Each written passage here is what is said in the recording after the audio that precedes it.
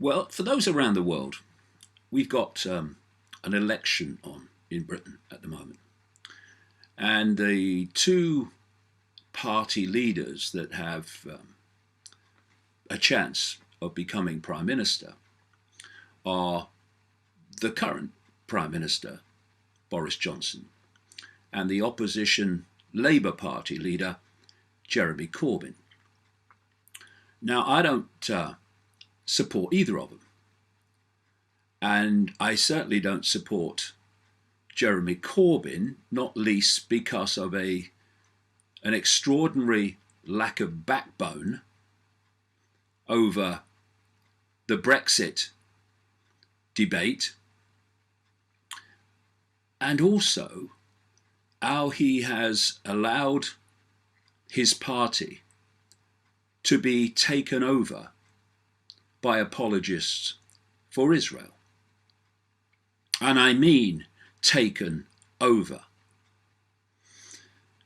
And he's reaping the consequences now, in that a campaign to paint him and the Labour Party as anti-Semitic, which has been relentless year after year now, has become the central point in interview after interview that he's been subjected to. It's brought up over and over again. And in the last few days, we've seen Corbyn interviewed and targeted on this very subject by a guy called Andrew Neil, who's a BBC current affairs interviewer. He viewed me a couple of times, once on the radio a long time ago, and more recently on television. I found him to be quite an unpleasant piece of work, frankly, and extraordinarily arrogant. But he does come out with some decisive questions on these political issues, but always from the perspective of the bubble that the political and media class permanently inhabit. And he went for Corbyn on this: the Labour Party is anti-Semitic. Are you going to apologise to the Jewish community? And then Corbyn was interviewed by comparison, a lightweight morning show host called Philip Schofield, who has the switch-on smile and also makes a good living, it seems, trying to persuade the public in TV advertisements to sell their car for less than it's worth on the basis of it's more convenient. And he too, of course, because he could virtue signal for the planet, went for Corbyn on the whole anti-Semitism issue. And Corbyn, who's made the situation more extreme because his response has not been the response that I'm going to say it should be in this video cast. Instead, it's been to continually apologise for anti-Semitism in the Labour Party, which are overwhelmingly, when decoded and translated through the Orwellian translation unit, becomes criticism of Israel. And so instead of coming out and saying what should be said, Corbyn's response is, well, we're dealing with it, and I think anti-Semitism is disgusting. Yeah, so do I. But what's also disgusting is to exploit it for political ends and for reasons of censorship and control, which is what I'm going to come to. So these two interviews were focused, certainly in the way they were reported, on anti-Semitism in the Labour Party. what I do, not coming from a point of any ideology, is to listen to what people say, sentence by sentence. I don't care what political label they have, sentence by sentence, and judge the validity of what they say, sentence by sentence. Instead of saying, he's saying it, so everything he says must be wrong. There's something you learn if you care about maturely looking at the world. And that is, no one has ever lived, or will ever live, who doesn't have something to say that's valid. Some have more things to say that are valid, some have less, but no one has nothing ever to say that is valid. So you don't just wave people away in their entirety. You say, okay, I'm going to listen to sentence. Yep, I agree with that. Oh, no, don't agree with that. And so I look at Corbyn, and there's much of what he says I absolutely don't agree with, and more than anything, the lack of backbone is sickening to me anyway. But it's about fairness, and it's about justice, and it's about looking at things dispassionately and coming to a conclusion that way. And when you look at this hysteria, manufactured, of abuse that he has received and the Labour Party has received in a coordinated, calculated campaign to paint them as anti-Semitic, you can see very quickly that what is being done to Corbyn and the Labour Party is deeply unfair and certainly not valid. Will there be some people in the Labour Party who come under the heading of anti-Semitic?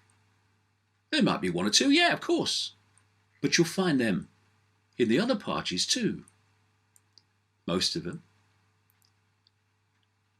But the scale of, quote, anti-Semitism in the Labour Party is being vastly overstated for political ends, to take control of the Labour Party, as has happened. So, instead of apologising and saying, yeah, but we're trying to deal with it, maybe, Mr. Corbyn, another approach, i.e. telling the truth,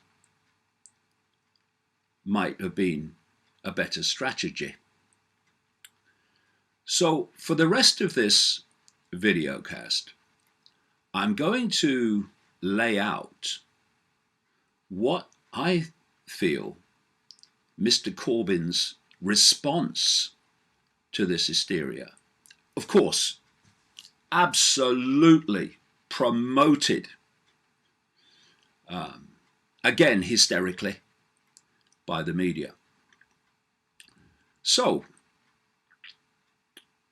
I'm asked, if I was Jeremy Corbyn, am I going to apologise to the Jewish community for the Labour Party being so anti-Semitic? And it has to be anti-Semitic because I've read it, says the interviewer, in the media over and over again.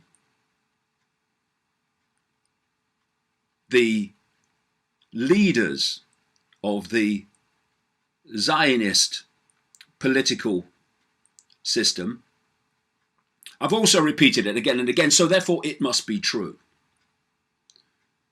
So, Mr. Icke Corbyn, what's your response? Well, first of all, Philip, Andrew, anti-Semitism, the term itself, is a misnomer. because Semitic, is related to a series of languages in the Middle East and North Africa. And the vast, overwhelming majority of those languages are Arabic. So therefore, don't accuse me of anti-Semitism, because it doesn't mean anti-Jewish. If anything, it means anti-Arab, ironically. So now let's look at what is actually happening here and why the Labour Party is being subjected to such abuse and misrepresentation. By the time Corbyn came to power, the Conservative Party in Britain of Johnson and the Liberal Democrats, etc., would not say boo to Israel. They wouldn't criticize Israel except in the most mild way, and then almost never even on that level. The MPs in Parliament for the Labour Party, what are known as Blairites, their god is still Tony Blair, he of the mass murder in Iraq and all the catastrophes that have followed as a result, they would neither say boo to Israel or criticize them. I'm not talking about criticizing Jewish people here. I'm talking about criticizing a freaking government and its military.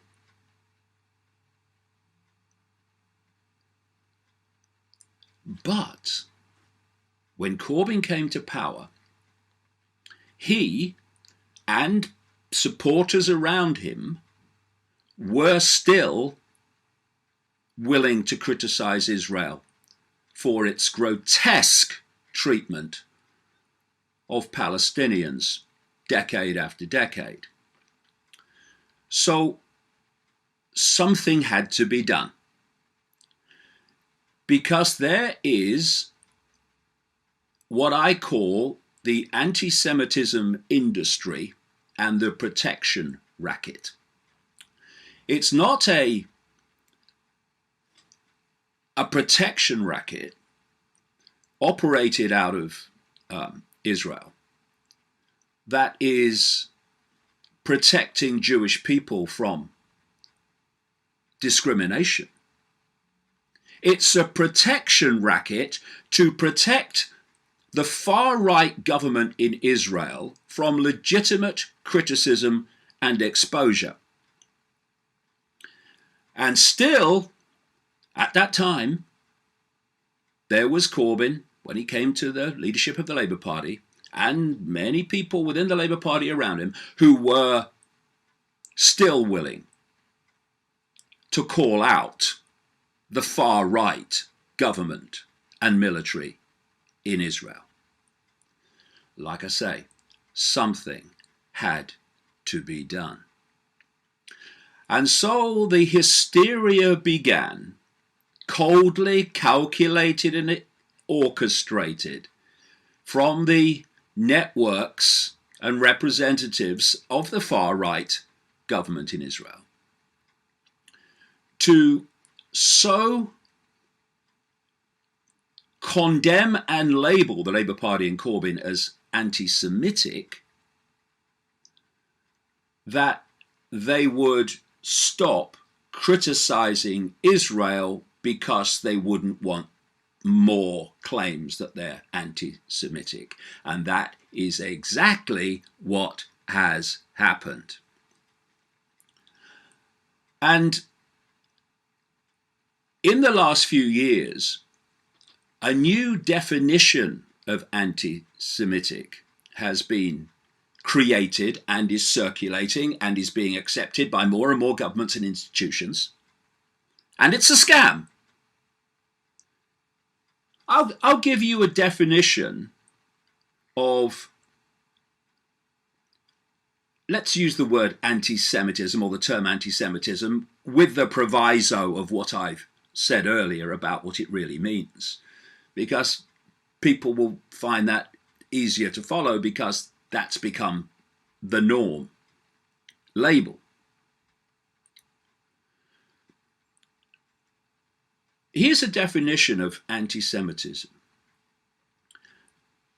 hating and being discriminatory against Jewish people because they are Jewish. End of story. That's a fair definition. And also, I would be in the front of the queue condemning anti-Semitism on the basis of that definition. Because one of the things I've been writing and talking about for 30 years is the ridiculous nature of self-identity with labels instead of self-identifying with the fact we're all expressions of the same consciousness in the end. The labels divide us, and they're meant to. But this new definition of anti-Semitism is nothing like what I've just said. It's so expanded the definition on purpose that it's encompassed criticism of Israel. Because it's a scam. And people are so terrified of being called anti-Semitic, they go along with it. And what did the Labour Party do? In the face of this abuse, it adopted the new definition. And people in the Labour Party, including Jewish people, are being expelled on the basis of this definition.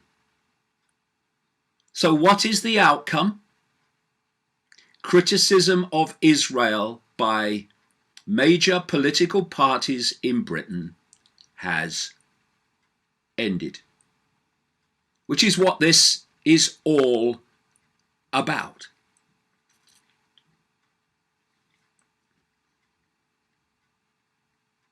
I'll tell you how ludicrous this has become. There was a Labour Party member called Cyril Chilson, an academic at Oxford University. And he was born in Israel. His parents survived the Nazis and the horrors of the concentration camps. And he joined, by conscription, first of all, the Israel Defense Forces. He then stayed on and became, it seems, a member of the Israeli army who would take foreign journalists around and show them what the far-right government in Israel wanted them to see. Cyril Chilson then moved to Britain, and he had learned by now, he says, what was really happening in Israel in relation to the Palestinians. Horrific. And so he was looking for a vehicle to express his feelings, looking for justice, fairness. And he joined the Labour Party. Cyril Chilson, son of Nazi surviving parents, concentration camp denying or concentration camp surviving parents, has been expelled from the Labour Party for being anti-Semitic. Semitic. You know that this protection racket is just that, a protection racket for Israel. Not even Israel, the far-right government in Israel. When Jewish people who criticize Israel are subject to more abuse and vilification from these networks than even non-Jewish people. Because they're dangerous to the protection racket, because it's very difficult, though ludicrously they do try, to paint them as anti-Semitic.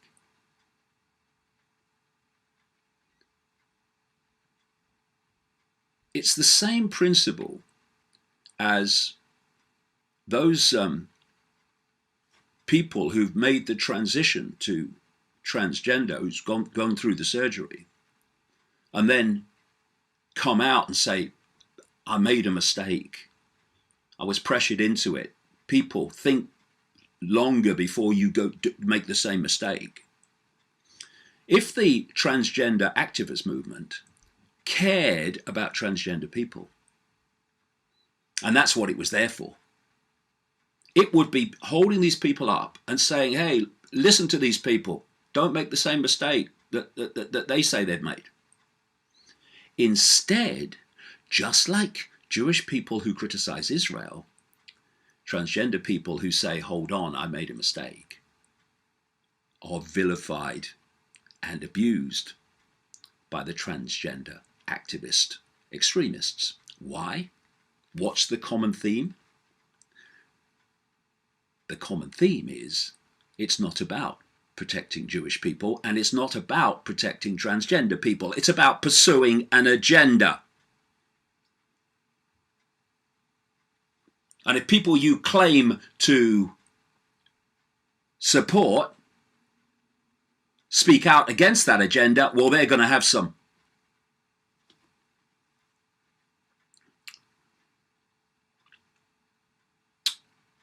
So Jewish people are being expelled from the Labour Party for being anti-Semitic.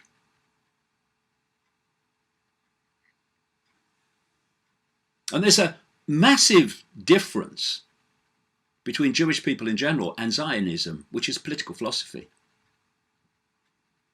And it's Zionism that's driving this, not the Jewish community in general, not at all. So, one of the organizations that is really been at the forefront of this campaign of demonization of Corbyn and the Labour Party is called the Campaign Against Anti-Semitism, the CAA. Man and a dog organization, but of course gets access to the media, has worked so hard to stop me speaking in public because they believe in freedom. Well, their own freedom. And when the chairman of the CAA goes on the media condemning Corbyn and his Semite and the Labour Party, they get, or he gets, softball questions, nodding interviewers. Yes, Mr. Falter, yes. None of them ever ask him why, if he's against, quote, racism, he is a member of the British board of an organization called the Jewish National Fund, the JNF. The Jewish National Fund is an apartheid organization, quite blatantly, that started at the turn of the 20th century and buys up land from donations around the world and takes land via the Israeli government And once they've got control of it, only Jewish people are allowed to live on it. Now, if I've ever heard a definition of racism, Mr. Falter, British board member of the Jewish National Fund, who's against racism in the Labour Party apparently, then that definition of racism and apartheid is as good as it gets. I've put a video with this video cast about Jewish people and groups who are opposing the Jewish National Fund because it's an apartheid operation. Now, Mr. Neil, Mr. Schofield, are you going to have Gideon Falter on your programme and ask him how he can condemn, quote, racism in the Labour Party while being involved in an apartheid organisation, the Jewish National Fund? Are you going to do that? I'll take that as a no then. And then there's a story out this week involving the Jewish Chronicle. It's edited by a bloke called Stephen Pollard. Loves me. Just as much as the CAA do. Both of which I take as a compliment. Here's the headline. Jewish Chronicle lied in reports on Labour anti-Semitism. Oh, sits back in amazement, can't believe it. You don't say. The UK's main press regulator has reprimanded the Jewish Chronicle for significantly misleading claims in reports about supposed anti-Semitism in the Labour Party. The Independent Press Standards Organisation called the newspaper's obstruction of the investigation into a series of articles published this year unacceptable. The press body upheld a complaint by a Labour activist named in the articles. It's a scam for all the reasons that I'm explaining. And Mr. Corbyn, why haven't you stood your ground and said what I'm saying now? And you know what? Loads and loads and loads of people, great numbers of people in this country would have cheered because they're sick of it as well. Instead, it's, oh, no, don't. We're dealing with it by throwing Jewish people out of the Labour Party for anti-Semitism.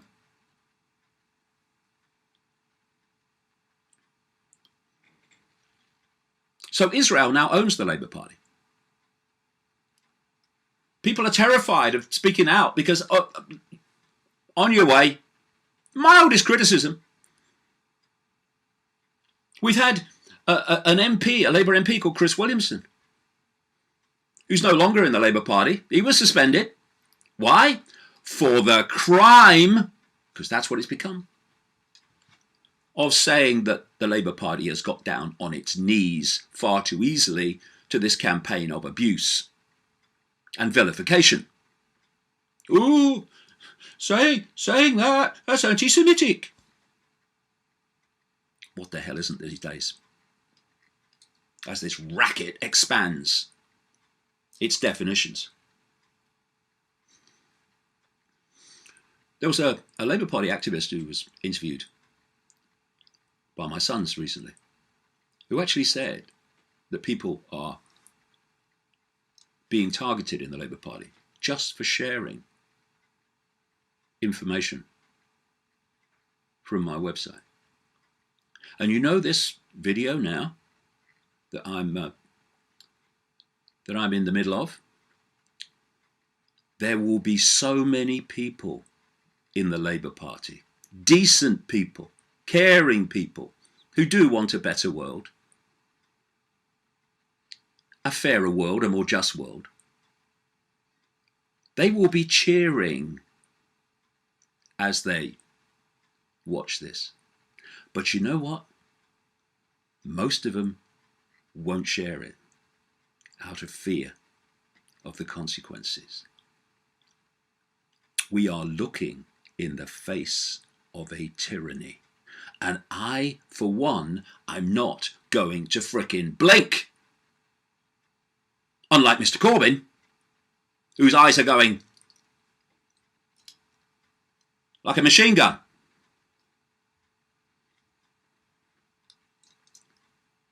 Is it really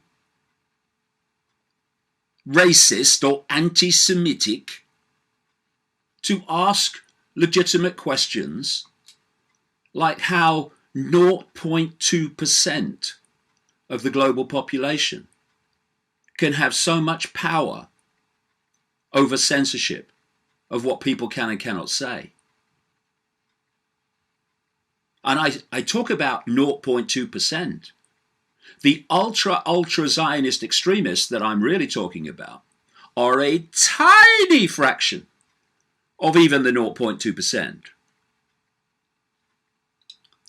And the vast majority of Jewish people have no idea what's actually being done in their name and why. And it's about time they bloody did. Because they get labelled on the same basis of the people who are actually doing it.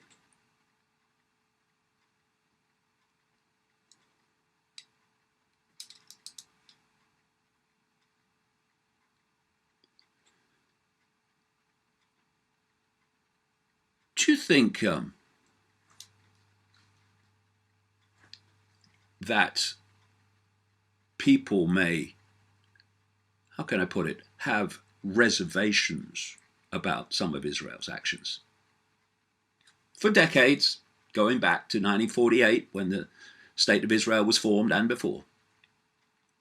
Do you think that some of that perception might possibly have come from the actions of these ultra-Zionists?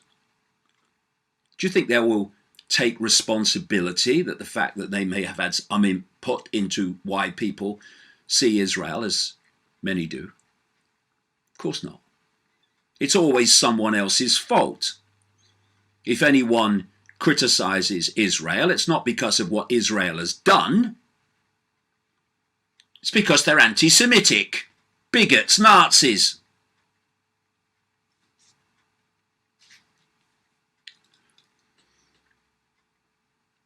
Well, let's have a look. Israel was bombed and terrorized into being in 1948 through ultra-Zionist terrorist groups like Irgun and Lehi, or the Stern Gang. And so much terrorism was imposed on Palestinian communities at that period, and of course it's gone on since, that some 700 to 750,000 Palestinians fled their own land in 1948 and after, in terror that what had already been done to some would be done to them. And still, the Palestinians have their day of catastrophe each year, marking that disgusting, horrific situation.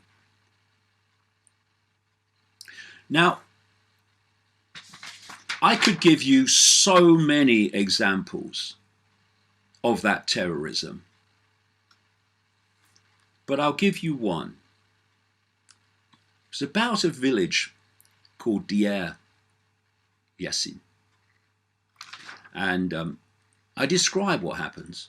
in one of my books. And by the way, under this video is another video about the background to Deir Yassin. And this is what I say in one of my books. Mass slaughter of Palestinian Arabs by Zionist terrorist groups included the massacre in the village of Deir Yassin on April the 9th, 1948.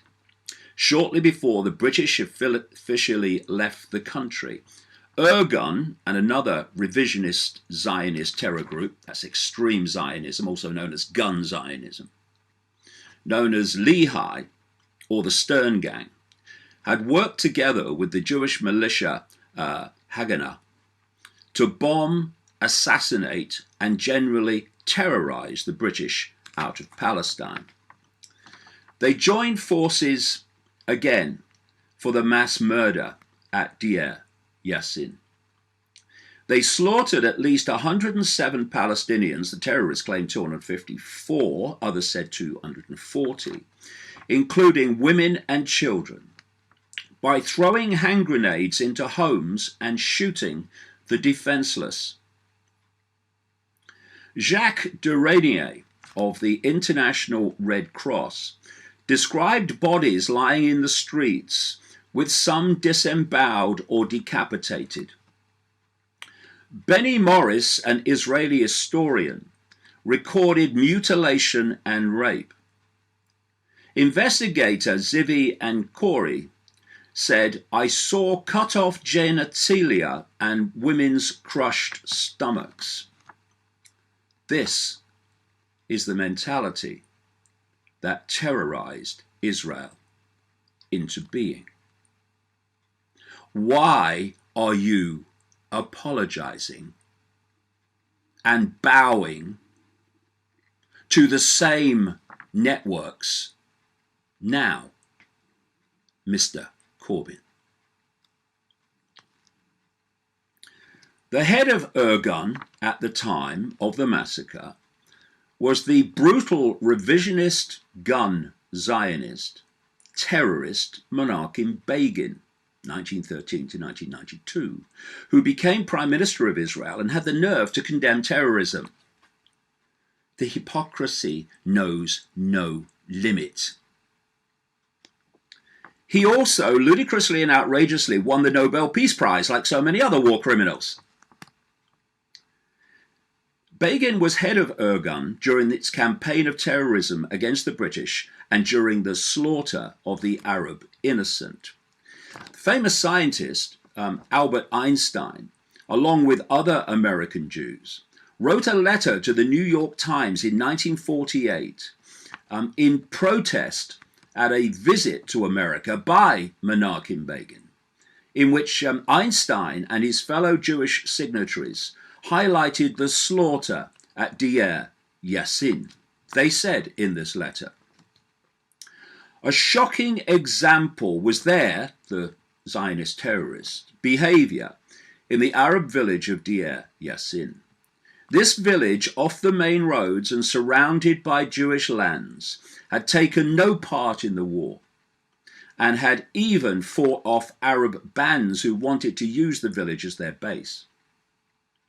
On April the 9th, terrorist bands attacked this peaceful village, which was not a military objective in the fighting, killed most of its inhabitants, 240 men, women and children, and kept a few of them alive to parade as captives through the streets of Jerusalem. Most of the Jewish community," the letter went on, "was horrified at the deed. And the Jewish agency sent a telegram of apology to King Abdullah of Transjordan. But the terrorists, far from being ashamed of their act, were proud of this massacre, publicized it widely, and invited all the foreign correspondents present in the country to view the heaped corpses and the general havoc at Deir Yassin. Why? Because they wanted the other Palestinians to know what had happened so they would do what they did, flee the country." And note what the Einstein letter said. Most of the Jewish community was horrified at the deed. I repeat, there is a chasm of difference between the Jewish community in general and the extreme Zionists who act in their name, and let them take the reputational consequences of the acts of the few. And it really is time, Jewish community of the world, for you to call these people out, and let's come together as humanity.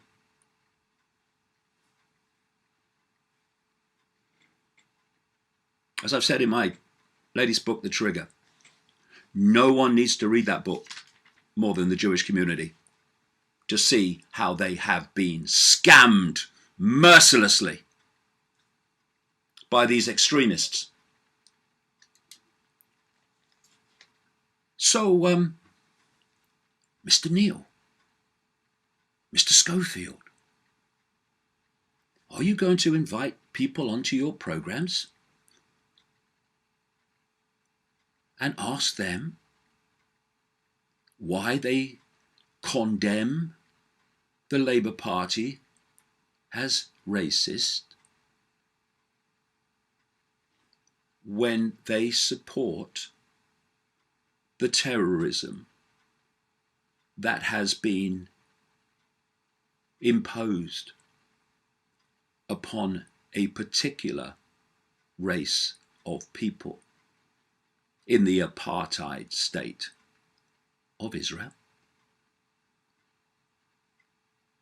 I'll take that as another no then. So, we have an open-air prison camp called Gaza, where the Israeli army control all the entrances and exits.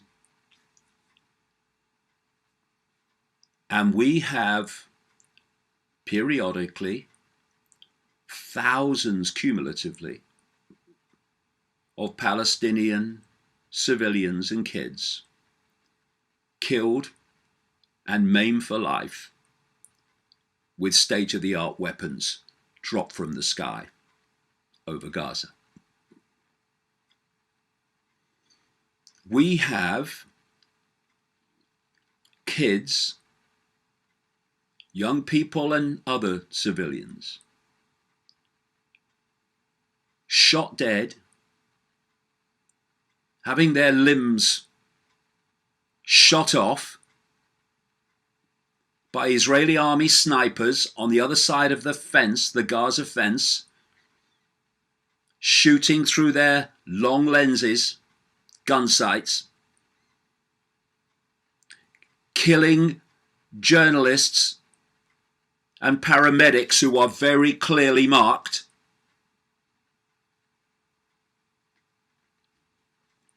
When is the anti-Semitism industry and the protection racket that's targeting the Labour Party going to apologise for that? I won't hold my breath or I'll quickly turn bloody blue.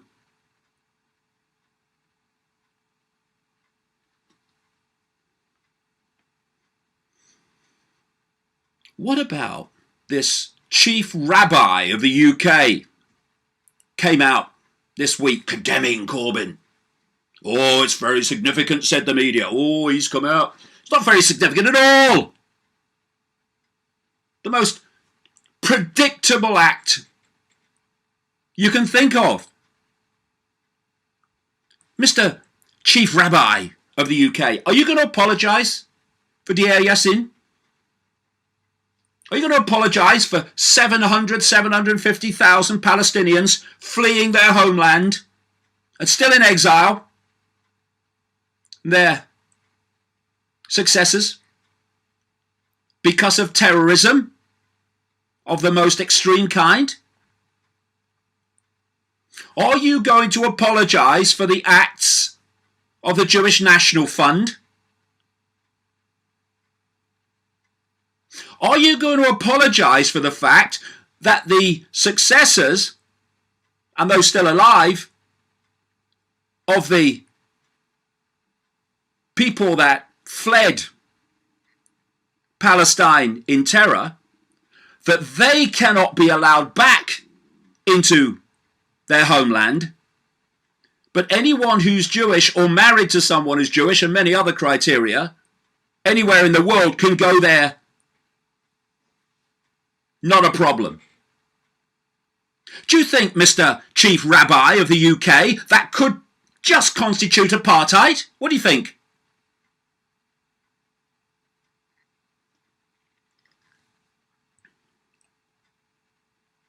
What has happened in Israel, and what is happening now to protect those that are doing it, is that from 1948, the plan was always to control the entirety of the Palestinian land.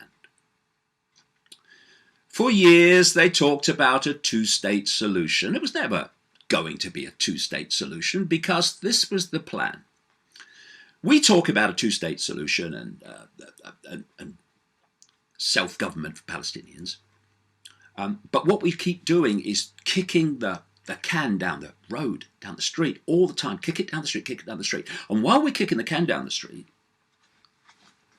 we will build more and more and more and more Jewish-only settlements on occupied, illegally, under international law, Palestinian land in the West Bank.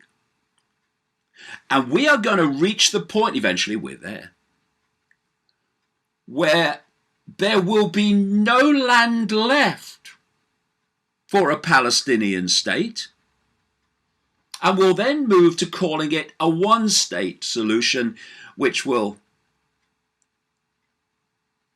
mean that Palestinians who want to stay have to do so on the basis of a Jewish supremacy state, which is where we are.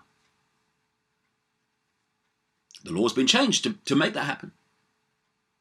And now we have Donald Trump, who is owned by the far-right government in Israel, and more importantly, the secret societies that control the far-right government in Israel, not least the key one, known as Sabbatean Frankism. I've got a video under this video again, gives the background to that, explains it at length in The Trigger, which is why Jewish people need to read it. And we now have, in this ultra-Zionist-owned administration in America of Donald Trump, we have his Secretary of State, Mike Pompeo, Christian Zionist, coming out now and saying, well, basically, building Jewish-only settlements in Palestinian land it's not really illegal. And what's happened since Trump came to power is the building of Jewish-only settlements across the occupied West Bank has just increased and got faster and faster and faster and faster. Because the idea is they want the lot. And always did. Whereas there are many Jewish people in Israel who would be quite happy to live in peace and harmony with the Palestinians, but they are not the ones that get in the headlines and on the news programs.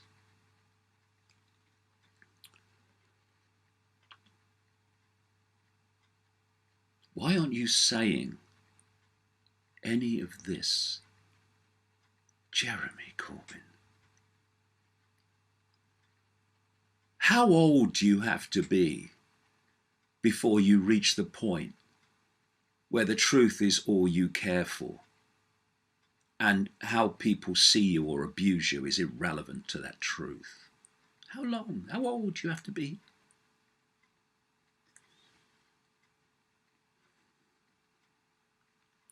The coordinated attacks on the Labour Party are part of a tyrannical operation to stop criticism of any kind of Israel and exposure of any kind of Israel and the far-right government of Israel, because where the government of Israel is going, orchestrated by this Sabbatean Frankism cult, is so extreme in relation to the Palestinians and so many other things that they have to build a defense mechanism that allows exposure to be censored. This is why all the censorship is going on in Silicon Valley. Do you know the campaign against anti-Semitism of Jewish National Fund board member Gideon Falter has actually been boasting in recent years that they are advising organizations like YouTube on what should be censored? Do you think that's a legitimate question to be asked and challenged? Mr. Neal, Mr. Schofield, what do you think? Yeah, okay. I'm sick of the bullshit. I'm sick of the hypocrisy. I'm sick of the bollocks. And I'm sick of what that means for a tragic people called Palestinians. Grow a pair, Mr. Corbyn. For goodness sake.